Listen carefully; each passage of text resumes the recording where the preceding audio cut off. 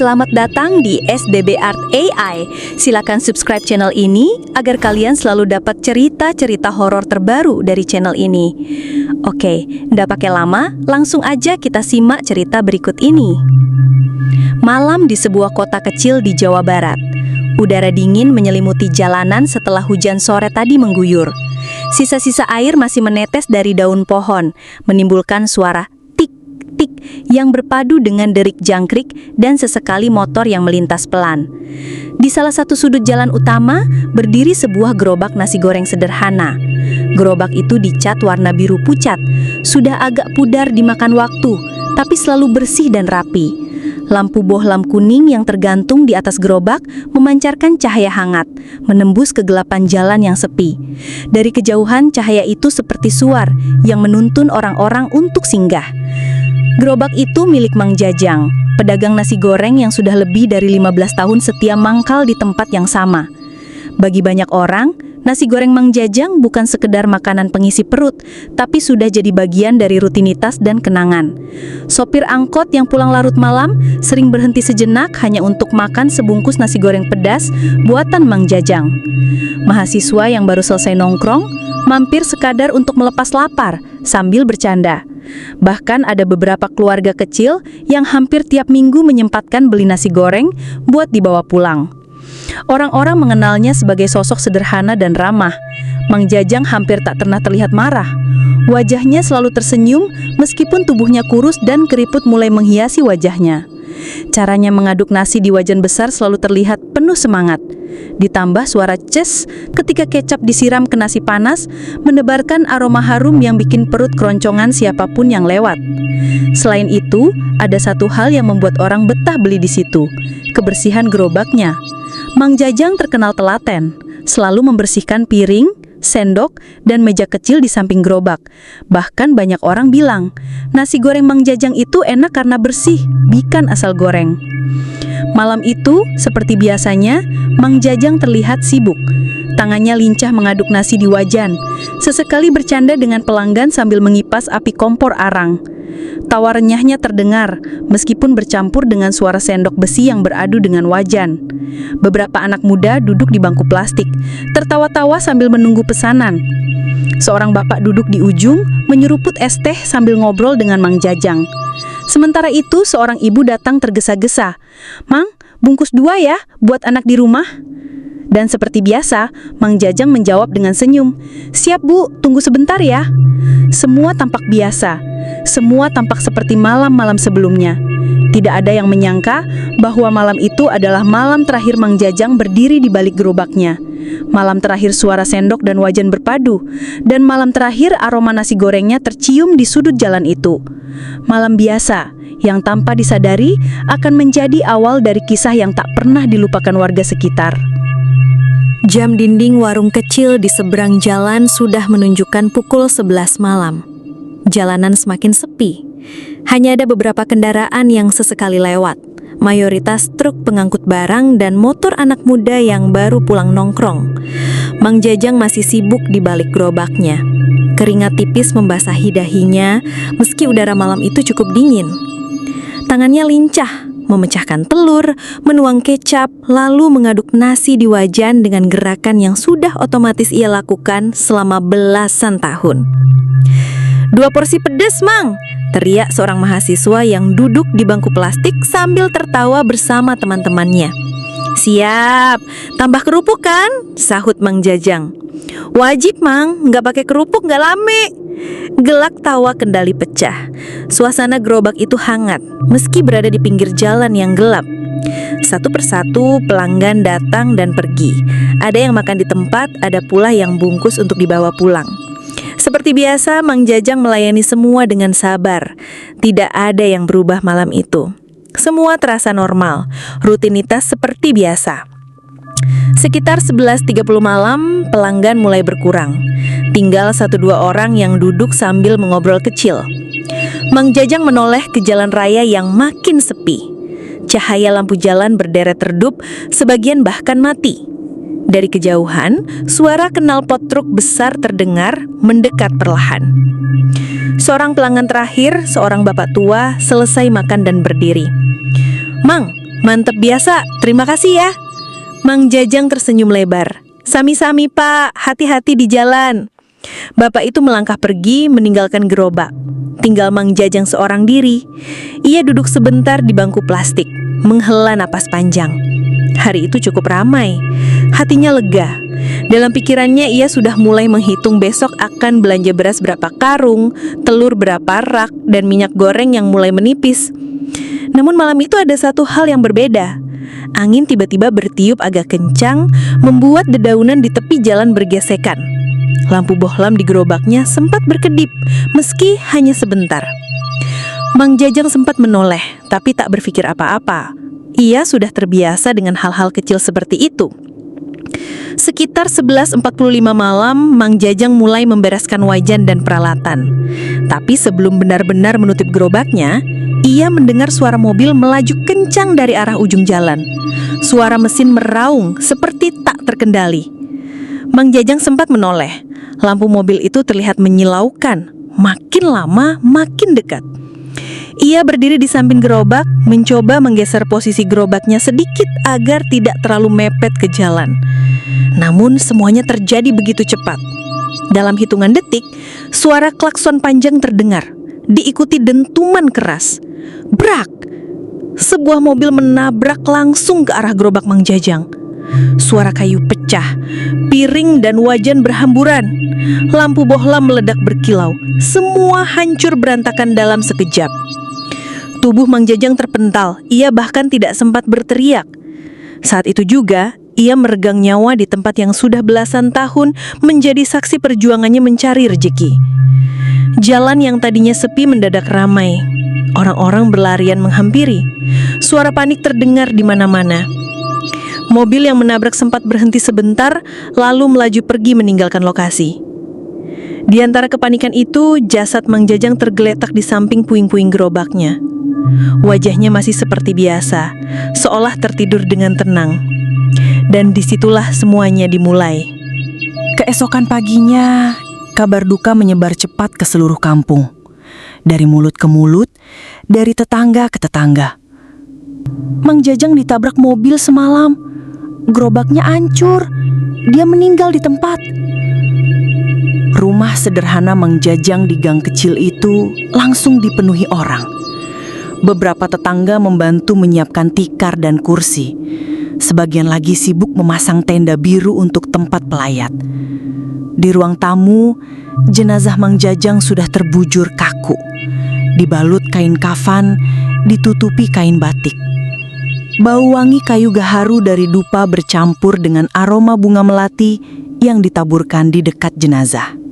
Istri Mang Jajang, Bu Enah, hanya bisa menangis lemah di sudut ruangan. Sesekali pingsan, lalu dibangunkan oleh keluarga. Anak bungsunya, yang baru berusia 10 tahun, duduk diam memegang ujung kain kafan ayahnya, seolah tidak percaya bahwa sosok yang tiap malam menggoreng nasi untuk banyak orang itu kini tidak akan pernah pulang lagi. Satu persatu tetangga datang melayat. Ada yang membawa beras, ada yang membawa air mineral, ada juga yang hanya bisa mengucapkan kata-kata penguat. "Teh, sabar ya, almarhum orang baik, kita semua ikut sedih." "Betul Bu, saya sering makan di gerobaknya. Orangnya ramah pisan, nggak pernah marah." "Ya Allah, padahal tadi malam masih sempat beli nasi goreng sama beliau." Kalimat-kalimat itu terdengar terus. Semua orang merasa kehilangan. Mang Jajang bukan sekadar pedagang nasi goreng. Ia adalah bagian dari kehidupan mereka. Menjelang siang, pelayat makin ramai. Beberapa pelanggan setia dari luar kampung pun datang. Ada sopir angkot yang tiap malam makan di gerobaknya. Ada mahasiswa yang sering nongkrong di bangku plastiknya. Bahkan ada keluarga kecil yang hampir tiap minggu bungkus nasi goreng untuk dimakan bersama. Mereka semua berdiri di halaman rumah. Sebagian tak kuasa menahan air mata. Seorang sopir berkata lirih sambil menyecam matanya. "Habis sudah nasi goreng terenak di kota ini. Nggak ada yang bisa gantiin Mang Jajang." Prosesi pemakaman dilakukan sore hari. Jenazah Mang Jajang diusung rame-rame ke pemakaman umum kampung. Sepanjang jalan, orang-orang berdesakan ikut mengantarkan. Suasana hening, hanya suara bacaan tahlil dan takbir yang terdengar. Tanah merah menutup perlahan jasad Mang Jajang. Sampai akhirnya liang lahat rapat, papan kayu ditutup, dan doa terakhir dipanjatkan. Hari itu, kampung kehilangan sosok sederhana, tapi begitu berarti. Dan bagi banyak orang, kehilangan itu menimbulkan satu pertanyaan yang sama. Mengapa orang sebaik Mang Jajang harus pergi dengan cara seperti itu? Beberapa hari setelah pemakaman, suasana kampung mulai kembali tenang. Namun ada satu hal yang sulit dihapus, tempat mangkal gerobak Mang Jajang yang kini kosong. Biasanya setiap malam, di sudut jalan dekat pohon angsana itu, lampu Petromax kecil menyala, menerangi gerobak tua bercat hijau pudar. Aroma bawang putih tumis dan kecap manis yang digoreng di wajan selalu tercium dari kejauhan. Kini tempat itu gelap. Hanya tersisa bekas roda gerobak di tanah dan potongan kayu yang berserakan akibat tabrakan malam itu. Banyak orang yang lewat merasa kehilangan. Seorang sopir ojek online yang biasa ngetem di sekitar sana bergumam. Biasanya jam segini udah rame orang jajan. Sekarang kosong aja, sepi. Mahasiswa yang dulu sering nongkrong di bangku plastik Mang Jajang juga sempat datang, berdiri termenung sambil melihat sisa-sisa papan gerobak yang belum dibersihkan. Ia berkata pelan kepada temannya, "Kayak nggak nyata ya, kemarin kita masih makan nasi goreng di sini, sekarang udah nggak ada lagi." Beberapa tetangga sempat berinisiatif membersihkan puing-puing gerobak yang hancur.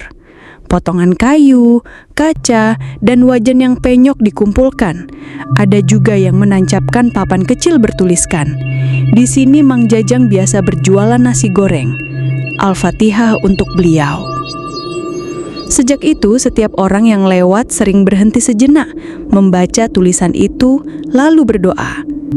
Bahkan ada yang menaruh bunga di bawah papan tersebut, seolah-olah tempat mangkal gerobak itu berubah jadi semacam tanda kenangan bagi orang-orang yang mengenal Mang Jajang.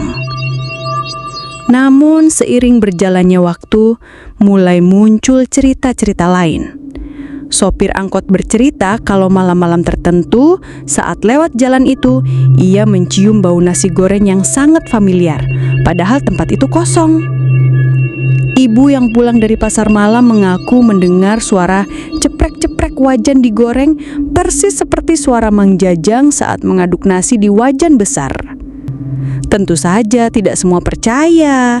Ada yang bilang itu hanya sugesti karena orang-orang masih terbawa suasana kehilangan. Tapi ada juga yang yakin bahwa roh Mang Jajang belum benar-benar pergi karena gerobak dan tempat itu adalah bagian hidupnya selama bertahun-tahun. Yang jelas sejak Mang Jajang tiada, sudut jalan itu tidak pernah sama lagi. Malam-malam jadi terasa lebih sepi, lebih dingin, dan bagi sebagian orang lebih menyeramkan. Seiring berjalannya waktu, cerita tentang Mang Jajang tidak hanya jadi kenangan, tapi juga jadi bahan bisik-bisik di warung kopi dan obrolan pinggir jalan. Beberapa pelanggan lama mulai berbagi pengalaman aneh setelah Mang Jajang tiada. Pak Ujang, sopir angkot yang sering mangkal malam, bercerita kepada teman-temannya. Malam itu, kira-kira jam 11:30, saya lewat depan tempat Mang Jajang biasa jualan. Saya cium bau nasi goreng. Harum banget, kayak dulu kalau dia baru numis bumbu. Saya sampai tengok kiri kanan, kirain ada pedagang baru, tapi ternyata kosong, gelap. Saya langsung merinding, cepet-cepet tancap gas. Temannya hanya tertawa. "Ah, itu mah sugesti aja, Jang." Tapi Pak Ujang bersikeras, "Bukan, itu bau beneran, kuat banget." Ada juga Rina, mahasiswi yang dulu sering makan sambil ngerjain tugas di bangku plastik Mang Jajang.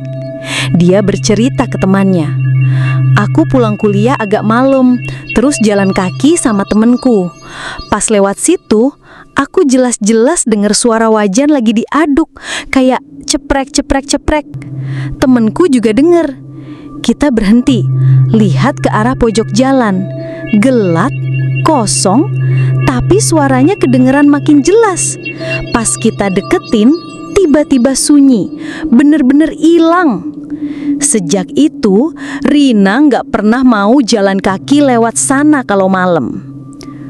Bu Lilis, seorang ibu rumah tangga, juga pernah punya pengalaman yang bikin bulu kuduk merinding.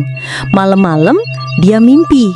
Dalam mimpinya, ia datang ke gerobak Mang Jajang. Gerobaknya masih utuh, lampu masih menyala, dan Mang Jajang melayaninya seperti biasa. Saya bahkan inget pesen nasi goreng kambing. Rasanya masih sama, enak banget. Tapi pas bangun tidur, perasaan saya campur aduk, kayak beneran kejadian. Cerita-cerita itu akhirnya menyebar. Ada yang percaya, ada juga yang menganggap semua hanya karena orang masih terbawa kenangan. Tapi yang jelas, nama Mang Jajang makin lekat di hati orang-orang. Bagi sebagian pelanggan, cerita aneh itu justru dianggap sebagai pertanda bahwa Mang Jajang masih menjaga tempat jualannya, seolah-olah belum bisa pergi begitu saja. Suatu malam, sekitar seminggu setelah kecelakaan Mang Jajang, daerah itu mendadak digegerkan kabar. Seorang ojek online bernama Denny mengaku melihat sesuatu yang tidak masuk akal. Denny bercerita ke teman-temannya, jam 11 lewat dikit, aku dapat orderan makanan deket-deket sana. Pas lewat pojok jalan tempat Mang Jajang biasa mangkal, aku kaget. Gerobaknya ada lagi.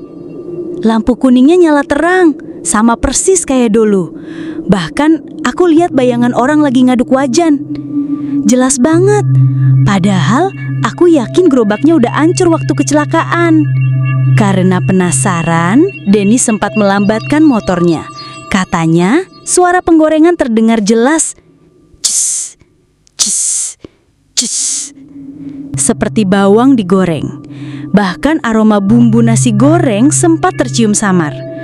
Namun, saat ia putar kepala sekali lagi, semua hilang.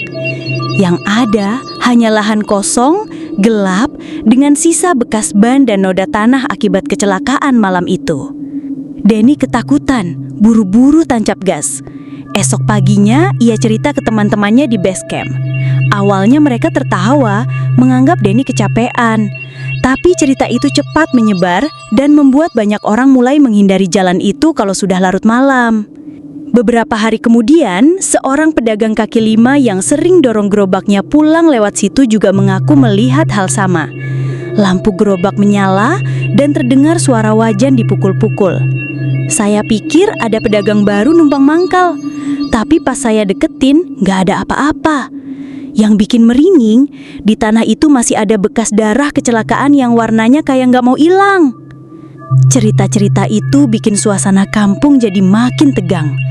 Orang-orang mulai percaya Mang Jajang seolah masih ada di sana, menjaga gerobaknya. Suasana semakin mencekam ketika cerita penampakan gerobak nasi goreng Mang Jajang makin sering terdengar. Jika awalnya hanya 1-2 orang yang mengaku melihat, kini mulai banyak warga yang mengalami hal serupa. Suatu malam, 3 mahasiswa pulang dari nongkrong. Mereka lapar lalu memutuskan mencari makanan di sekitar jalan itu. Pas melintas di lokasi bekas kecelakaan, mereka kaget. Lampu gerobak menyala terang, asap mengepul, dan terdengar jelas suara wajan digoreng-goreng. Salah satu dari mereka memberanikan diri mendekat. "Bang, nasi goreng 1, pedes ya?" Tak ada jawaban, hanya terdengar suara gorengan diaduk-aduk. Anehnya, tidak lama kemudian, sepiring nasi goreng benar-benar tersaji di meja kayu kecil samping gerobak. Nasi itu panas, harum, persis seperti nasi goreng buatan Mang Jajang yang dulu. Mereka makan bersama-sama di situ. Rasanya enak, sama sekali tak berbeda. Tapi saat mereka hendak membayar, tiba-tiba salah satu dari mereka menoleh ke belakang dan meja itu kosong. Piring, sendok, bahkan gerobaknya menghilang. Yang tersisa hanya tanah gelap dan dingin, tanpa siapapun. Ketiganya sontak lari ketakutan. Tapi sejak saat itu, mereka bersumpah tidak akan lewat jalan itu lagi kalau malam. Kabar makin heboh. Warga mulai berbisik bahwa arwah Mang Jajang belum tenang. Ada yang bilang dia masih jualan karena terlalu sayang sama gerobaknya. Ada juga yang percaya bahwa Mang Jajang meninggal mendadak, sehingga rohnya masih terikat di tempat ia biasa mencari nafkah. Para pelanggan setia bahkan mengaku sering mimpi didatangi Mang Jajang, tersenyum sambil menawarkan nasi goreng. Ada yang mimpi membayar, tapi bangun-bangun uangnya benar-benar hilang dari dompet. Malam itu menjadi titik balik. Jalan yang dulu ramai jadi sepi. Bahkan sopir angkot lebih memilih memutar, meski lebih jauh daripada lewat jalur itu setelah jam 10 malam. Warga kampung akhirnya sepakat memanggil seorang ustadz untuk mencari tahu apa yang sebenarnya terjadi di lokasi Mang Jajang biasa mangkal. Malam itu, beberapa orang ikut mendampingi. Sampai di sana suasana hening, lampu jalan temaram, angin malam berhembus pelan. Ustadz mulai memimpin doa dan membaca ayat-ayat suci. Baru beberapa menit, terdengar suara wajan beradu dengan sodet, jelas sekali dari arah gelap. Seolah Mang Jajang masih menggoreng nasi. Ustadz kemudian berkata pelan, "Arwah ini belum tenang. Dia meninggal mendadak, meninggalkan pekerjaannya, meninggalkan gerobak yang jadi sumber rezekinya. Doakan, bacakan Al-Fatihah agar dia bisa pergi dengan tenang." Warga serempak menundukkan kepala, ikut mendoakan. Perlahan, suara wajan itu hilang. Angin yang semula dingin jadi terasa hangat. Sejak malam itu, tidak ada lagi cerita penampakan gerobak atau nasi goreng misterius. Jalan yang tadinya sepi mulai kembali dilalui orang. Kisah Mang Jajang mengingatkan kita bahwa hidup ini sementara. Setiap orang bisa pergi kapan saja, tanpa tanda. Jangan terlalu terpaut pada harta, pekerjaan, atau dunia. Sebab yang akan kita bawa hanyalah amal baik dan doa orang-orang yang kita tinggalkan. Hargai waktu bersama keluarga, jaga ibadah, dan jangan lupa mendoakan mereka yang telah mendahului kita.